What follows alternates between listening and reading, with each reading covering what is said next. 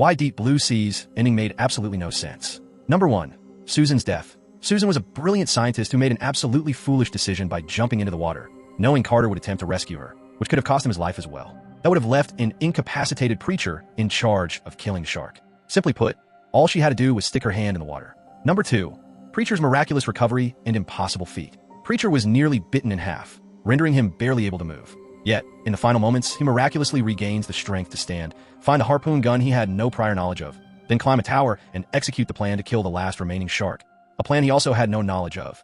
Number 3. Susan's incomplete arc. Susan started as someone blinded by her ambition and determination to find a cure for Alzheimer's. Her journey throughout the film saw her beginning to recognize the consequences of her actions, setting her up for a potential redemption, only for it to be cut short by an illogical death that robbed the narrative of any meaningful resolution to her character's development. Number 4. Susan's perceived villainy. It seemed more a result of the film's need for a scapegoat rather than an earned narrative consequence. Yes, her actions had dire repercussions, but they were not driven by greed or recklessness. Unlike characters in other films who inadvertently caused destruction yet were allowed redemption, Susan was stripped of that opportunity, making her fate feel unjustified. Lastly, number 5. The absence of mourning for Susan. Throughout the movie, every major character's demise is met with some form of grief or recognition from the survivors. Yet, Susan, arguably one of the most pivotal figures in the story, is given no such moment. Carter and Preacher simply carry on as if she never existed, despite Carter clearly having an emotional attachment to her. A link to the full video can be found in the description. Thanks for watching.